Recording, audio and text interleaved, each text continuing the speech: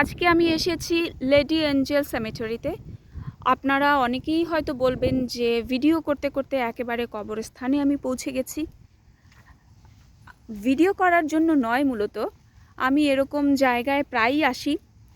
তবে এই যে সেমেটারির একটা আলাদা সৌন্দর্য রয়েছে, একটা নির্জন স্তব্ধ সৌন্দর্য রয়েছে, যেটা আমাকে খুবই টানে। এবং এত এত প্রিয়জন শুয়ে আছে এখানে। তো এই জিনিসগুলো আমাকে ভাবায়, আর সেজন্যই আমি এখানে আসি, সময় পেলেই আসি, সুযোগ পেলেই আসি। আজকে যদিও আমার এখানে আসার সেরকম কোনো প্ল্যানই ছিল না। আমি যাচ্ছিলাম মূলত একটা শপিং মলে বাসে করে।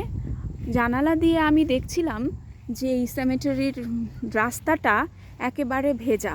একটু আগেই বৃষ্টি হয়ে গেছে এবং রাস্তাটা খুব ভেজা। সাথে সাথেই আমার একটা কবিতার লাইন মনে পড়ে গেল। এখানে যে মানুষটি শুয়ে আছেন তিনি বৃষ্টি ভালোবাসতেন। আমি তখনই বাস থেকে নেমে গেলাম। দেখেন রাস্তাটা ভেজা, এখনো বৃষ্টির জল জমে আছে কোথাও কোথাও।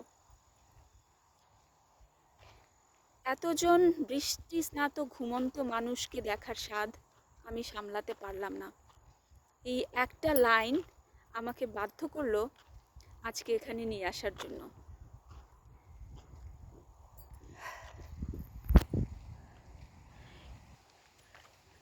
আমি জানি না আপনারা কখনো গিয়েছেন কি না এরকম জায়গায়।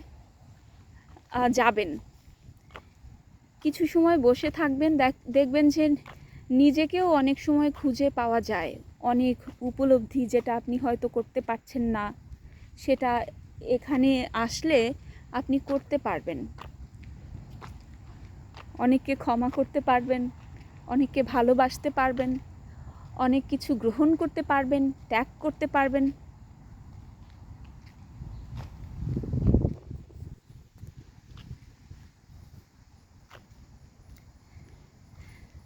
এই কবরস্থানের আসলে কোনো কুল কিনারা নাই। আমি অনেকটা পথ, প্রায় 15 মিনিট হেঁটে এসেছি। চারিদিকে আমি একটা রাস্তা দিয়ে এগোচ্ছি, কিন্তু কোনো মানুষ নেই। দেখেন, এতজন ঘুমন্ত মানুষের সাথে বলতে পারেন এই মুহূর্তে আমি একা। তাদের পাশে কথা বলছি, হাঁটছি, চলছি।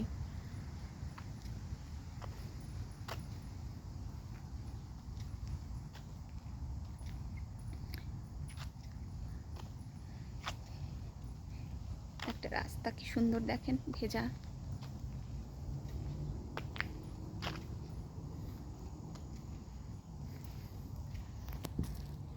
এটা বেশ পুরনো সেমেটারি বলতে পারেন।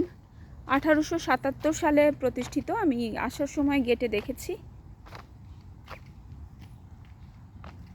এই দিকটার কবরগুলো মনে হচ্ছে একটু তুলনামূলকভাবে নতুন। পেছনে যেগুলো ফেলে এসেছি সেগুলো পুরনো।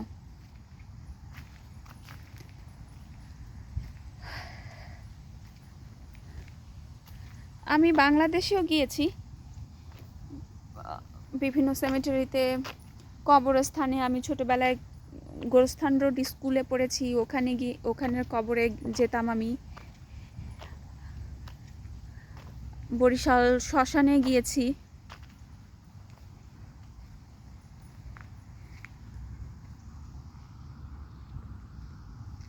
ঘাসগুলো এখনো ভেজা।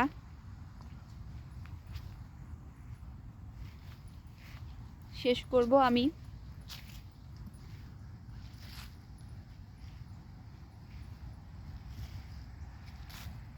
এখানে যে মানুষটি শুয়ে আছেন তিনি বৃষ্টি ভালোবাসতেন।